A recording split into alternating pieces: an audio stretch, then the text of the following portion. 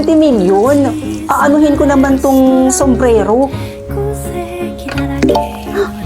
Ha? Bakit naging sombrero to? Ang daya naman. Kakawit ko dito. Kakainis. Rods, bago ba yung sombrero mo? Ito? Oo. Kakabili ko lang kanina. Ay, wait. Sige nga, tingnan nga natin kung bagay sa'yo. Sige, wait. Wow! Bagay nga. Lakas ng dating mo kapag nakasombrero. Bigaon, bahog bilat. Nilalandi mo pala yung boyfriend ko? Hoy, hindi saan mo naman nalaman yan? Umalis ka nga sa harapan ko. Bigaon. Ay, Rods, teka. Magpapaliwanag muna ako. Ayaw mo umalis? Hindi ako nakaalis. Nahiya pa ako sa'yo. Wow, ang ganda pala ng sombrero na to, In fairness. Besh! Oh, Besh, saan ka pupunta at anong ginagawa mo? Uy, Besh, ano ka ba? Nagtatanong ako. Uy, Besh, hindi ka pala nakakatulog kapag hindi ka nakakapagkape? Uy, paano mo nalaman yun? Bigla secret ko yun hindi ko rin alam. Siguro tsamba lang? Sige, alis na ako. Tsamba ba yun? Napakahiwaga naman ng sombrero na to. Lahat ng sikreto, nalalaman ko. Ay, Rods! Aling Marites. Rods, nalaman mo na ba kung anong nangyari sa kapatid mo? Bakit po? Anong nangyari sa kapatid ko? Kasi yung kapatid mo yun, isang oras nang nawawala. Nawawala? Oo. Bakit? Dinukot daw ng taong hindi kilala? Diyos ko, hindi pwede to. Kailangan kong iligtas ang kapatid ko. Gamit mo kaya tong sombrero. Baka malaman ko kung nasaan yung kapatid ko. Kapag hindi pa dumating ang ate mo, papatayin na kita. Hindi ako papayag. Ililigtas kita, kapatid ko. Rod, saan ka pupunta? Ililigtas ko yung kapatid ko.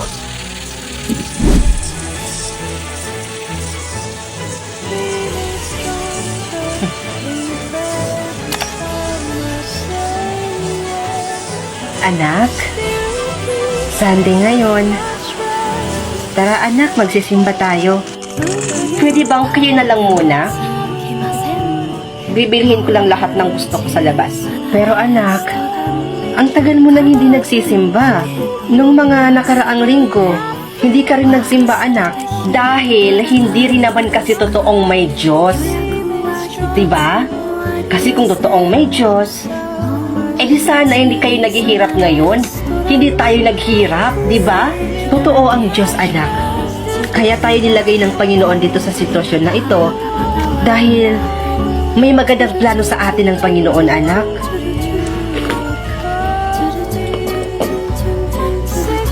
And this one, how much? Nasa 8 million naman po. 8 million? Okay. Sige, kukunin ko na itong dalawang to, miss. Thank you, ma'am.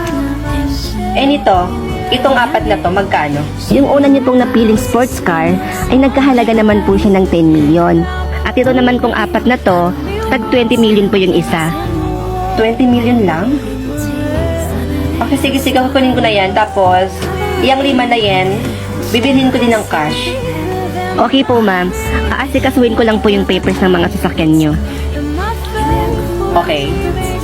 Ipakuha mo na lang dito sa mga bodyguard ko, ha? Okay, ma'am. Copy po. Oh, taya na, taya na.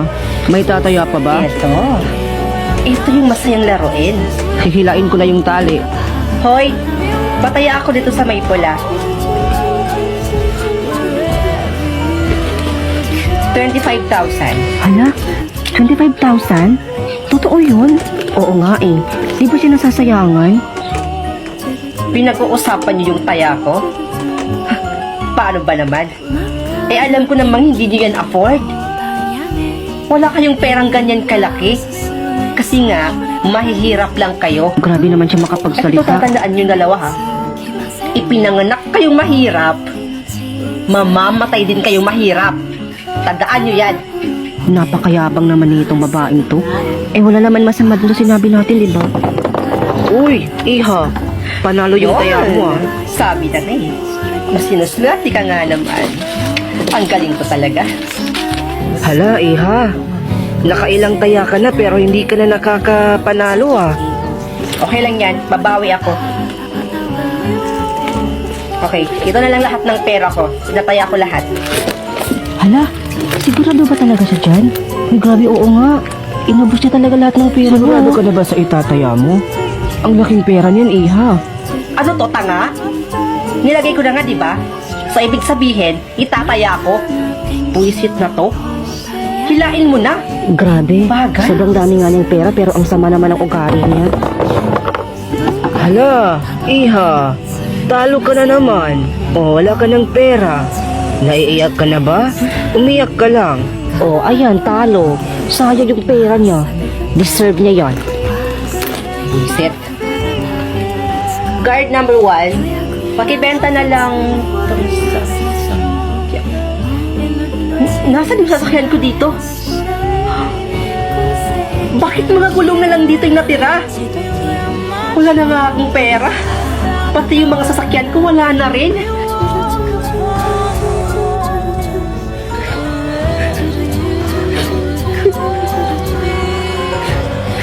Hindi ko na alam kung ano nang gagawin ko. Hirap na ako.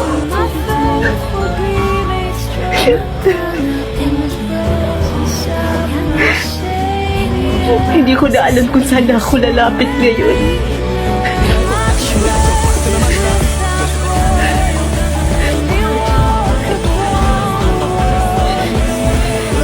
Masubukan ko nga lumapit sa'yo.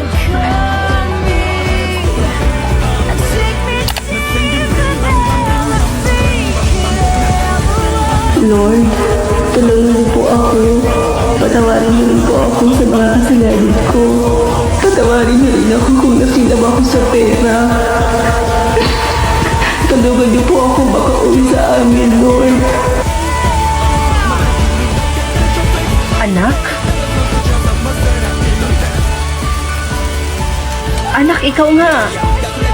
Anak, ang tagal kitang hinanap. Anak, halika na.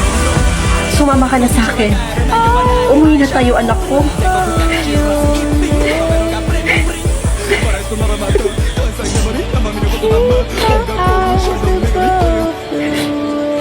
Maraming salamat, Lord. Hindi pa ako naniwala sa inyo nung una. Pero may mas pinakamaganda pa po pala kayong plano sa buhay ko. Maraming salamat, Lord, at patawad sa lahat ng ginawa ko.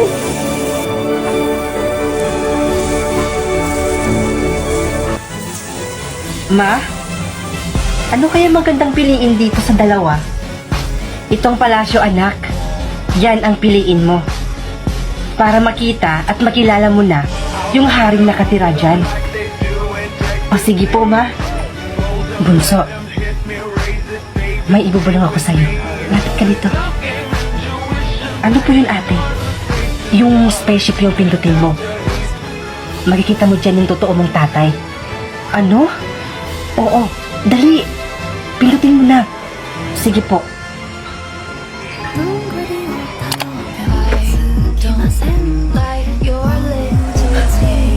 In fairness, ang ganda talaga ng spaceship.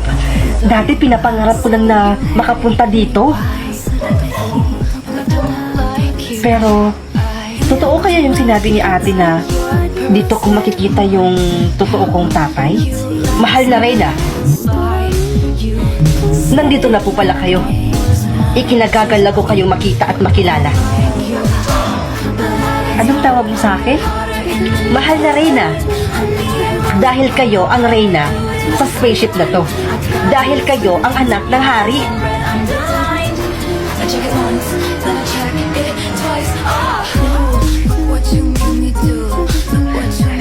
Grabe naman talaga no? At sobrang laki na nga ng spaceship na to. Sobrang ganda din. Kumikinang pa talaga. Grabe. Matawagan nga si Mama.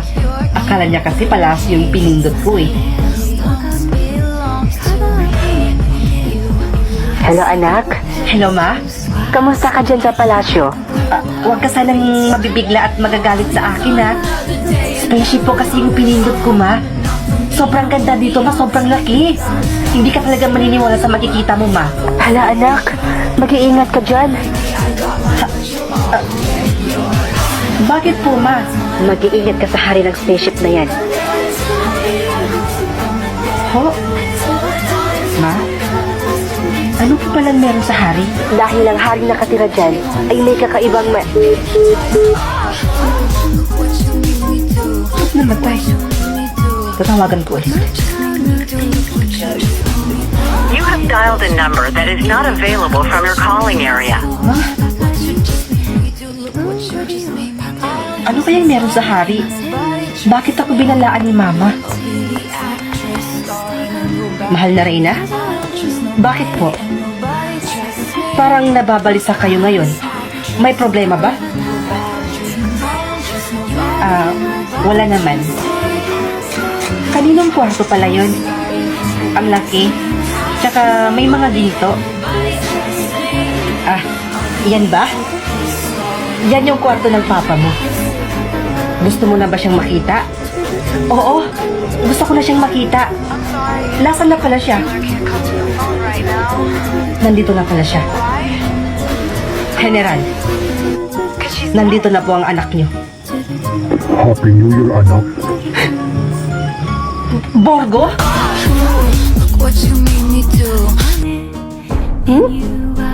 Choose someone to die today. Rapist or your father? Siyempre, mas pipiliin ko yung rapist. Nay, alis na po ako ha. Papasok na po ako sa school. Anong oras na po kasi? Baka malate na ako. O sige anak, mag-iingat ka. Lalo na sa puting van. Nangunguha pa naman yan ng pangit. O siya, sige Nay. Oo po, papasok ka na ba ngayon sa eskwelahan? Opo Lolo, papasok na po ako sa eskwelahan. Ba't ngayon lang po kayo pumunta dito? Napadalaw yata kayo. Ay, mano po pala. Kaawaan ka ng Diyos. Nga pala apo, nasa bahay niyo ba ngayon yung nanay mo? Opo, nasa bahay lang si nanay nagpapahinga. Bakit po, Lolo? Pupuntahan ko lang at kakamustahin na din. Sige po. O siya, sige apo, pumasok ka na. Oo nga pala, anong oras na? O siya, Lolo, alis na ako